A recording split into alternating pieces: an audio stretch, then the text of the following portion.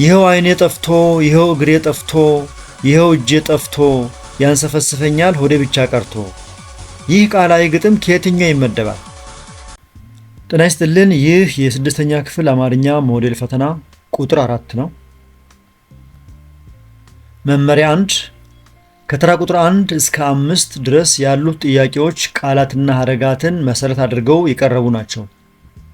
ጥያቄዎች የሚጠየቁበትን መንገድ መሰረት በማድረግ ለእያንዳንዱ ጥያቄ ትክክለኛ አማራጭ በመምረጥ መልሱ። አንደኛ፣ የቀለም ቀንድ ለሚለው ቃል ተመሳሳይ ፍቺው የቱ ነው? ሀ ብዕር፣ ለ ዋንጫ፣ ሐመሮሃ ቀንድ፣ መ ምሁር። መልሱ ምሁር ነው። የቀለም ቀንድ የሚለው ፈሊጣዊ አነጋገር በትምህርቱ የገፋን ወይም እጅግ የተማረን ሰው ወይም ምሁርን ለመግለጽ ያገለግላል። ጥያቄ ቁጥር 2 ደራ ብለን ሞቀ ካል ሰፈፍ ብለን ምን እንላለን? ሀ ዝቃጭ፣ ለ አተላ፣ ሐመሮሃ ጥላይ፣ መ ገፈት። መልሱ ገፈት ነው። ደራ እና ሞቀ ተቃራኒ እንዳልሆኑ ሁሉ ሰፈፍ ከላይ የሚንሳፈፍ እና ገፈትም እንደዚሁ ከላይ የሚንሳፈፍ ደግሞ ተመሳሳይ ተጣምረው የቀረቡ ቃላት ናቸው። ስለዚህ ሰፈፍ የምንለው ለጠጅ ነው፣ ገፈት ለጠላ ነው። ስለዚህ ሁለቱም ከላይ የሚንሳፈፉና ገፈቱም ከላይ የሚሆን ስለሆነ ተመሳሳይ ናቸው ሐሳባቸው ማለት ነው። ጥያቄ ቁጥር 3 ህቡዕ ለሚለው ቃል ተቃራኒ ፍቺ የቱ ነው?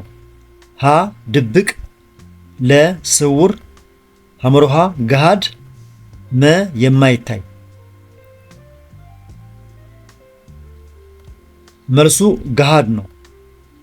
ህቡዕ ማለት የተደበቀ ወይም የተሰወረ ማለት ሲሆን ተቃራኒው ደግሞ በግልጽ የሚታይ ወይም ገሃድ የሆነ ነው።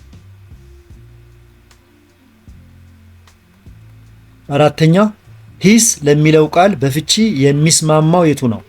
ሀ ውለታ፣ ለ ግምገማ፣ ሐመሮሃ ፌዝ፣ መ ጥቅም። መልሱ ግምገማ ነው።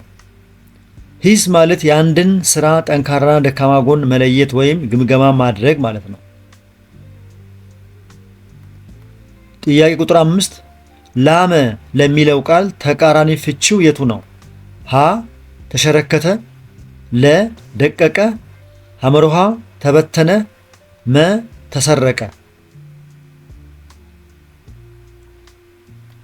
መልሱ ተሸረከተ ነው። ላመ ማለት በጣም የደቀቀ ማለት ሲሆን ተቃራኒው ደግሞ ያልደቀቀ ወይም ተሸረከተ የሚለው ይሆናል።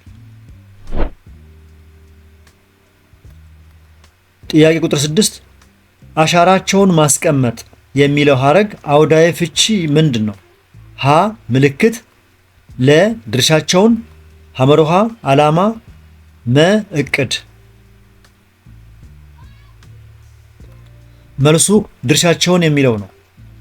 በዚህ አረፍተ ነገር ውስጥ አሻራ ማስቀመጥ ማለት በአንድ ስራ ላይ የበኩላዊ አስተዋጽኦ ወይም ድርሻን ማበርከት ማለት ነው።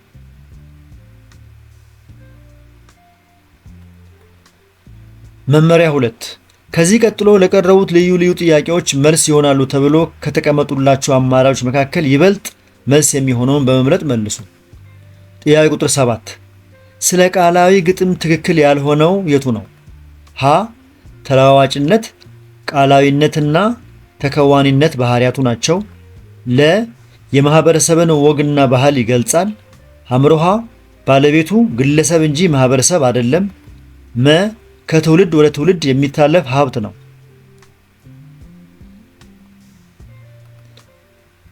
መልሱ ባለቤቱ ግለሰብ እንጂ ማህበረሰብ አይደለም የሚለው ነው። ቃላዊ ግጥም የማህበረሰብ ሀብት እንጂ የአንድ የተወሰነ ግለሰብ ባለቤትነት የለበትም። 8ኛ ከሚከተሉት አማራጮች መካከል አንዱ የተጽኦ ስም ነው። ሀ ሴት፣ ለ ሐይቅ፣ ሐመሮሃ ተራራ፣ መ ሐዋ። መልሱ ሐዋ ነው። ሐዋ የአንድ የተወሰነ ሰው መጠሪያ በመሆኑ የተጽኦ ስም ሲሆን ሌሎቹ ግን የውል ስሞች ናቸው። ጥያቄ ቁጥር 9 በሬዎቹ የሚለው ቃል በምዕላድ ሲተነተን ምን ይሆናል? ሀ በሬ ኦች ኡ ለ በሬ ዎች ኡ ሐመሮሃ በሬ ዎች ን መ በሬ ዎ ቺ ኡ። መልሱ በሬ ዎች ኡ የሚለው ነው። በሬ ነፃ ምዕላድ ሲሆን ዎች የብዙ ቁጥር አመልካች ነው። ኡ ደግሞ እምር አመልካች ጥገኛ ምዕላዶች ናቸው ማለት ነው። ጥያቄ ቁጥር 10 አይኗ የሚመስለው የባቄላ አበባ ጥርሷ የሚመስለው የጊደር ወተት ከሷ ጋር አድሬ ሲነጋ ልሙት። ይህ ቃላዊ ግጥም ከየትኛው ይመደባል? ሀ ከስራ ለ ከሙሾ ሐመሮሃ ከፍቅር መ ከጀግንነት። መልሱ ከፍቅር ነው። ግጥሙ የአንድን ሴት ውበት የሚያወድስ በመሆኑ በፍቅር ቃላዊ ግጥም ስር ይመደባል። የተከበራችሁ የዚህ ቻናል ተከታታዮች እስካሁን ባሉ ጥያቄና መልሶች ላይ አስተያየትና ጥያቄ ካላችሁ አስተያየት መስጫው ላይ አስቀምጡ። ከተመቻችሁ ላይክ አድርጉ። ምናልባት እየፈጠንኩ ከሆነ ቪዲዮውን ያስቆማችሁ ተከታተሉ። መልካም ጊዜ። ጥያቄ ቁጥር 11 ሀ ከሙሾ ለ ከፍቅር ሐመሮሃ ከጀግንነት መ ከልመና። መልሱ ከልመና ነው። ግጥሙ የሰውነት ክፍሎች መጥፋታቸውንና ረሃብን በመጥቀስ ርህራሄን ስለሚለምን በልመና ግጥም ይመደባል። ጥያቄ ቁጥር 12 ከሚከተሉት ርዕሶች ውስጥ በአመዛዛኝ ወይም አከራካሪ የአጻጻፍ ስልት ሊጻፍ የሚችለው ርዕስ የቱ ነው? ሀ የስነ ዜጋና የስነ ምግባር ትምህርት ለ ከእውቀትና ከገንዘብ የቱ ይበልጣል ሐመሮሃ የማይረሱ የልጅነት ትዝታዎቼ መ የሁለተኛ ደረጃ ትምህርት ቤት። መልሱ ከእውቀትና ከገንዘብ የቱ ይበልጣል የሚለው ነው። ይህ ርዕስ ሁለት የተለያዩ ሐሳቦችን በማወዳደርና በማከራከር ለመጻፍ አመቺ ነው። ጥያቄ ቁጥር 13 ቤት ከተለያዩ ግብዓቶች የሚሰራ መጠለያ ነው በሚለው ውስጥ ቤት የሚለው ቃል ምን አይነት ፍቺ አለው? ሀ ፍካሪያዊ ለ እማሪያዊ ሐመሮሃ ተቃራኒ መ ምስጢራዊ። መልሱ እማሪያዊ ነው። ቃሉ በቀጥታ መዝገበ ቃላዊ ትርጉሙን ወይም መኖሪያ ቤት ስለያዘ እማሪያዊ ፍቺ ይባላል። ጥያቄ ቁጥር 14 ኢትዮጵያ በርካታ ወንዞች አሏት በሚለው አረፍተ ነገር ውስጥ የወል ስም የቱ ነው? ሀ ወንዞች ለ በርካታ ሐመሮሃ ኢትዮጵያ መ አሏት። መልሱ ወንዞች የሚለው ነው። ወንዞች የሚለው ቃል ለማንኛውም ወንዝ የሚያገለግል የጋራ መጠሪያ በመሆኑ የወል ስም ወይም የጋራ ስም ነው ማለት ነው። ጥያቄ ቁጥር 15 አንድ አንቀጽ የሚያስተላልፈውን ሙሉ ሐሳብ ጨምቆ የሚይዝ አንድ አረፍተ ነገር ምን ይባላል? ሀ ምዕላድ ለ ቢጋር ሐመሮሃ መዘርዝራዊ አረፍተ ነገር መ ኃይለ ቃል።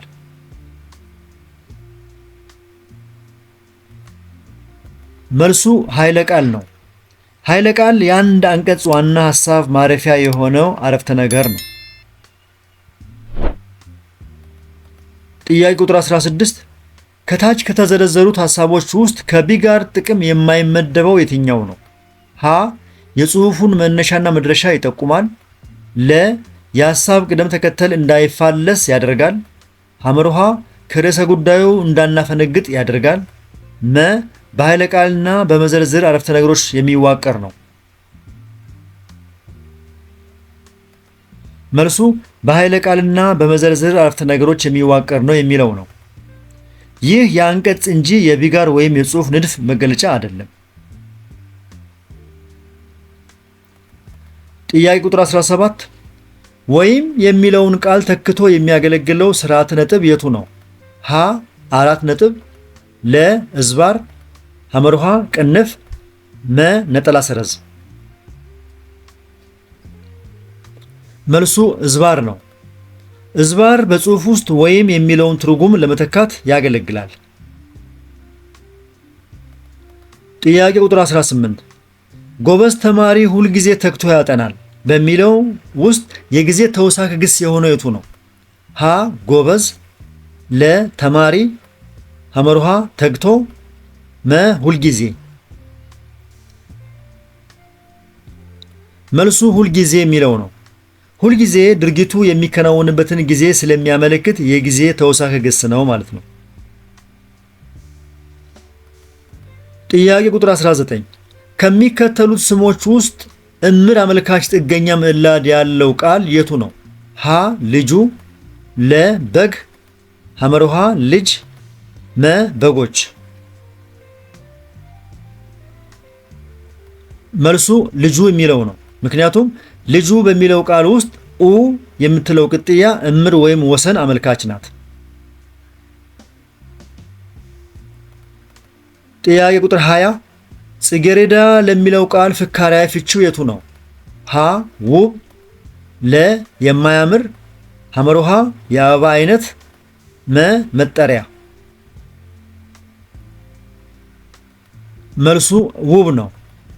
ጽጌረዳ እንደ አበባ ስሟ ሳይሆን በፍካሪያዊ ፍቺዋ ቆንጆ ወይም ውብ ሰውን ለመግለጽ ትጠቀሳለች።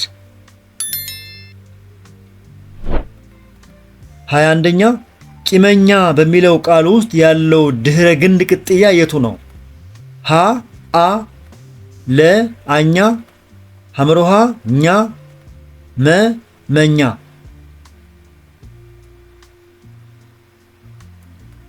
መልሱ አኛ የሚለው ነው። ቃሉ ቂም እና አኛ ተብሎ ስለሚከፈል ድህረ ግንዱ አኛ ነው ማለት ነው።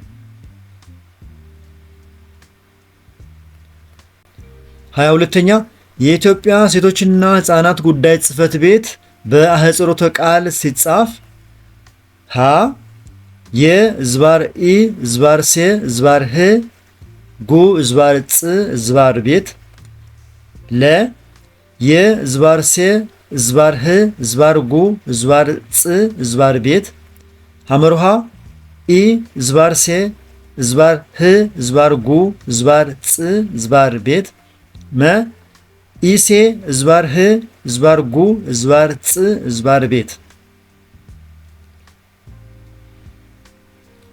መልሱ ኢ ዝባር ሴ ዝባር ህ ዝባር ጉ ዝባር ጽ ዝባር ቤት የሚለው ነው።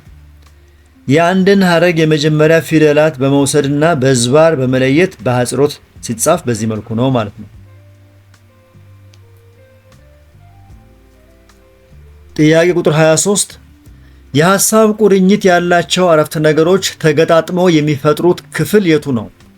ሀ ምዕላድ፣ ለ ቢጋር፣ ሐመርሃ አንቀጽ፣ መ ሐረግ።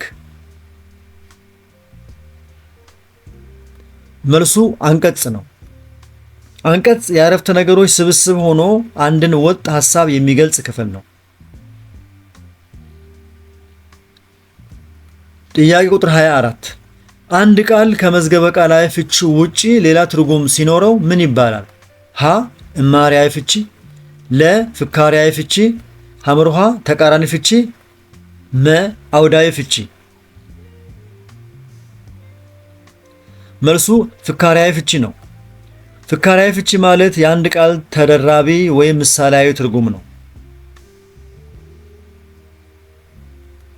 25ኛ ስለ አንድ ነገር ምንነት፣ አሰራርና አጠቃቀም የሚገልጽ የአንቀጽ አይነት የቱ ነው? ሀ ተራኪ፣ ለ ስዕላዊ፣ ሐመርሃ አመዛዛኝ፣ መ ገላጭ።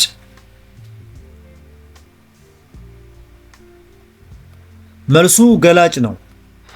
ገላጭ አንቀጽ የአንድን ነገር ምንነትና ሂደት በዝርዝር የሚያብራራ ነው።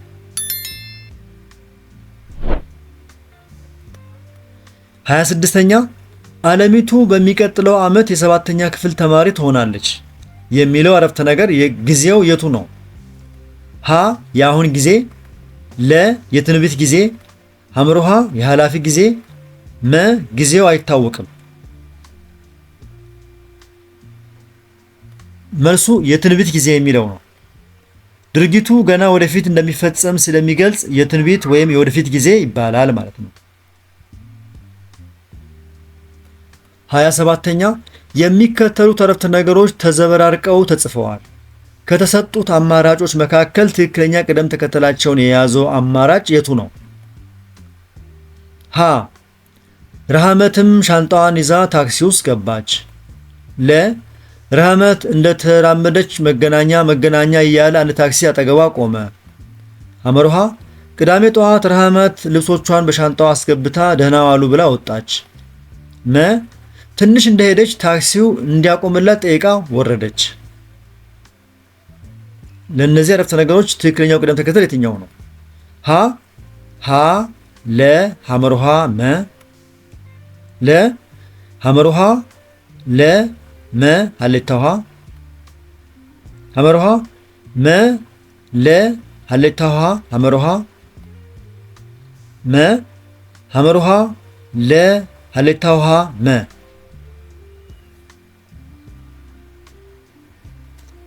መልሱ ሐመሩሃ ለ ሀሌታ ውሃ መ የሚለው ነው።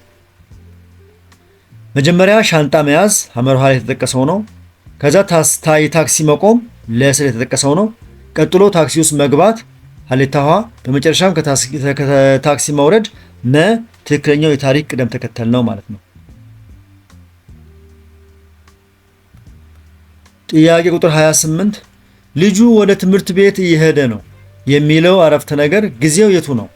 ሀ የኃላፊ ጊዜን፣ ለ የአሁን ጊዜን፣ ሐመሩሃ የትንቢት ጊዜን፣ መ የወደፊት ጊዜን። መልሱ የአሁን ጊዜን የሚለው ነው። ምክንያቱም እየ ነው የሚለው የግስ ቅርጽ ድርጊቱ አሁን እየተከናወነ መሆኑን የሚያሳይ ነው።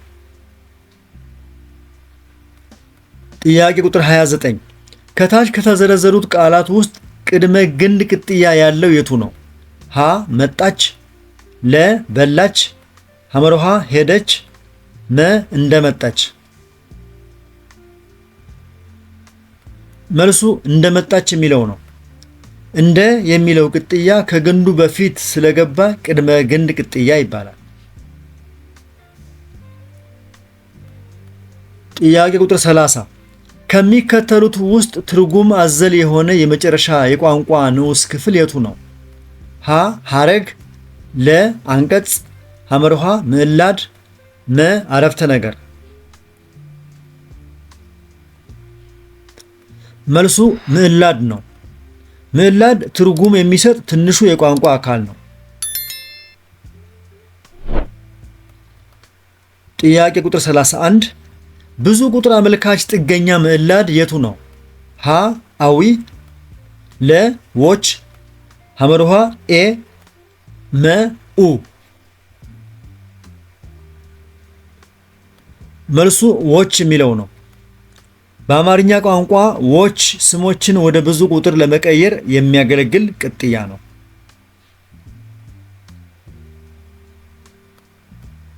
ጥያቄ ቁጥር 32 ቅድስት የልብ ወለድ መጽሐፍትን አንብባለች። ጊዜው የቱ ነው?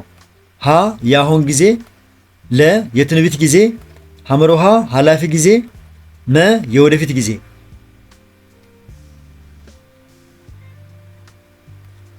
ኃላፊ ጊዜ ካላችሁ ትክክል ነው። ምክንያቱም አንብባለች የሚለው ድርጊቱ ተፈጽሞ ማለቁን ስለሚገልጽ የኃላፊ ጊዜ ነው ማለት ነው። የተከበራችሁ የዚህ ቻናል ተከታታዮች እስካሁን ባለው ጥያቄ መልስና ማብራሪያ ላይ አስተያየትና ጥቆማ ካላችሁ አስተያየት መስጫው ላይ አስቀምጡ። ከተመቻችሁ ላይክ አድርጉ። ሌሎቹ ቪዲዮ እንዲደርሳቸው ከፈለጋችሁ ሳብስክራይብ አድርጉ ወይም ሼር አድርጉ። በዚህ ቻናል ላይ ብዙ የስድስተኛ ክፍል ቪዲዮዎች ስላሉ ለፈተና ዝግጅት እንዲያግዟችሁ ተጠቀሙባቸው። እንቀጥል። ጥያቄ ቁጥር 33 አራቱ መሰረታዊ የቋንቋ ክህሎች በቅደም ተከተል ሲቀመጡ ሀ ማዳመጥ፣ መናገር፣ ማንበብ፣ መጻፍ፣ ለ መናገር፣ ማዳመጥ፣ መጻፍ፣ ማንበብ፣ ሐመሩሃ ማዳመጥ፣ ማንበብ፣ መናገር፣ መጻፍ። መ ማዳመጥ፣ መጻፍ፣ ማንበብ፣ መናገር። መልሱ ማዳመጥ፣ መናገር፣ ማንበብ፣ መጻፍ የሚለው ነው። ምክንያቱም አንድ ልጅ ቋንቋን ሲለምድ መጀመሪያ ያዳምጣል፣ ቀጥሎ ይናገራል፣ ከዚያም በትምህርት ማንበብና መጻፍ ይለምዳል ማለት ነው።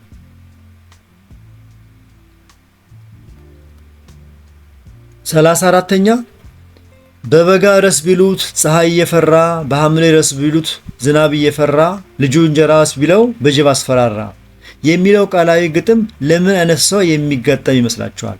ሀ ለታታሪ ገበሬ፣ ለ ለብልጥ ገበሬ፣ ሐመሮሃ ለሰነፍ ገበሬ፣ መ ለሞኝ ገበሬ።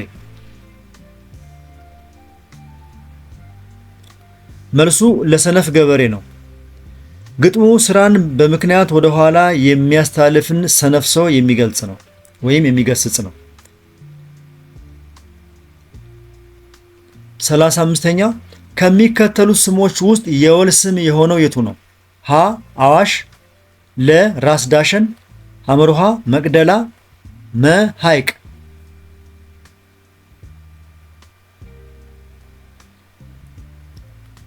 መልሱ ሐይቅ ነው። ሐይቅ ለማንኛውም ሐይቅ የሚያገለግል የጋራ ስም ሲሆን ሌሎቹ ግን የተጽኦ ስሞች ናቸው። ምናልባት በዚህ አጋጣሚ ወሎ ውስጥ የሚገኘውን ሐይቅ ለማለት አይደለም ይሄኛው። ይሄ አጠቃላይ የውሃ አካል የሆነውን ሐይቅ ለማለት ስለሆነ ከግንዛቤ ውስጥ እንዲገባ። የሐይቅ ከተማን አይመለከትም።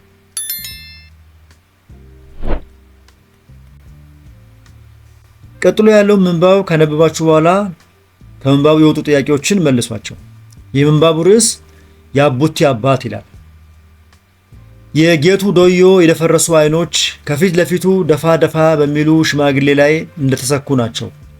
የነተበ ጂንስ ጃኬቱን ኮሌታ ወደ ጆሮዎች ቀና አድርጎታል። አንድ እጁን ሱሪ ኪስ ውስጥ እንደከተተ ሽማግሌውን ይከተላል። በመሃላቸው ቢያንስ የ50 ሜትር ርቀት አለ። ሽማግሌው ከውስጥ በለበሱት ሸሚዝ ላይ ሹራብ፣ በዚያ ላይ ደግሞ ኮት ደርበዋል። ወደ ኋላ የሸሸ ፀጉራቸውም ሆነ ጺማቸው ሙሉ በሙሉ ሸብቷል። ሰውነታቸው ኮስመን ያለና አረማመዳቸውም ደከምከም ያለ ነው። አንዳች ሐሳብ የሚያመነጀኩ አይነት ብቻቸውን እያኩተመተሙ ይጓዛሉ። የሚከተላቸው ሰው ስለመኖሩ የሚያውቁት የላቸውም። ጌቱ ዶዮ እኚህን ሰው ሲከተላቸው ሰዓታት አልፈዋል። ገና እኩለ ቀን ላይ ወደ ገበያ እያስነዱት የነበረውን የደለበ በሬ ሰዎች መንገድ ላይ ገዝተዋቸው ብራቸውን ቆጥረው ሲቀበሉና ከኮታቸው የውስጥ ኪስ እየከተቱ ወደ መጡበት ሲመለሱ በአጋጣሚ እንዳያቸው ነበር መከታተል የጀመረው። ሽማግሌው አንዴ ሱቅ ይገባሉ፣ አንዴ እህል ቤት ይገባሉ፣ አንዴ መንገድ ዳር አሸንዳ ከሚቀጠቅጡ ሰዎች ጋር ያወራሉ፣ አንዴ ቁጥቋጦ ስር ለሽንት ይቆማሉ። ጌቱ ዶዮ ግን ተስፋ አይቆርጥም። ሲቆሙ እየቆመ ሲሄዱ የተከተለ አመቺውን ጊዜና ቦታ ይጠብቃል። ይህ ጽሑፍ የተወሰደው ከቶፕ የአማርኛ ትምህርት አጋዥ መጽሐፍ ላይ ነው። ለጥያቄ እንዲመች ተደርጎ የተወሰደ ነው። በዚህ መሰረት ወይም በዚህ ምንባብ መሰረት ጥያቄዎቹን መልሷቸው። 36ኛ የነተበ ጂንስ ጃኬት ሲል ትርጉሙ ምንድን ነው? ሀ አዲስ፣ ለ ፋሽኑ ያለፈበት፣ ሐመሮሃ ያረጀ፣ መ የተገዛ። መልሱ ያረጀ ነው። ነተበ ማለት አንድ ልብስ አርጅቶ ማለቁን ለመግለጽ የሚጠቅም ቃል ነው። 37ኛ ወደ ኋላ የሸሸ ፀጉራቸው ሲል ምን ማለቱ ነው? ሀ አበጣጠራቸውን ያመለክታል፣ ለ ፋሽን ተከታይ መሆናቸውን፣ ሐመሮሃ ራሰ በራ መሆናቸውን፣ መ ጎፈሪያም መሆናቸውን። መልሱ ራሰ በራ መሆናቸውን ነው። ወደ ኋላ የሸሸ ፀጉር ሲባል የራሰ በራነት መገለጫ ነው ወይም መግለጫ ነው። 38ኛ ሰውነታቸው ኮስመን ያለ ነው ሲል ኮስመን ትርጉሙ ምንድን ነው? ሀ ሞላ፣ ለ ጎስቆል፣ ሐመሮሃ ወዛ፣ መ ደንደን። መልሱ ጎስቆል የሚል ነው። ኮስመን ማለት ሰውነት መክሳት ወይም መጎሳቆልን ያመለክታል። 39ኛ እኩለ ቀን ማለት ምን ማለት ነው? ሀ መንፈቅ፣ ለ ቀትር፣ ሐመርሃ ረፋድ፣ መ ማምሻ። መልሱ ቀትር ነው። እኩለ ቀን ፀሐይ በምትበረታበት 6 ሰዓት አካባቢ ያለውን ጊዜ ቀትር መሆኑን ያመለክታል ማለት ነው፣ ወይም ቀትርን ያመለክታል።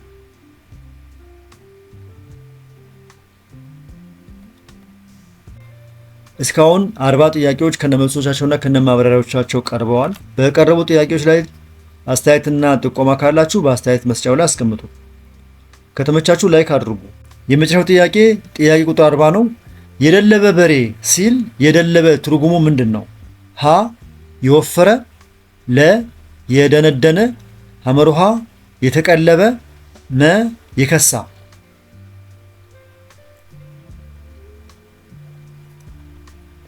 መልሱ የተቀለበ የሚለው ነው። የደለበ በሬ ማለት በሚገባ ተቀልቦ የወፈረ ማለት ነው። የዚህኛው ዙር ጥያቄ መልስና ማብራሪያዎቹ እዚህ ላይ ያበቃሉ። የተከበራችሁ የዚህ ቻናል ተከታታዮች መልካም የፈተናና የጥናት ዝግጅት ጊዜ እየተመኘሁላችሁ ይህንን ቻናል ላይክ፣ ሼር እና ሳብስክራይብ አድርጉ። ሳብስክራይብ ስታደርጉ ሌሎቹ ሁሉም የትምህርት አይነቶችን ታገኟቸዋላችሁ ማለት ነው። መልካም የዝግጅት ወቅት። አመሰግናለሁ።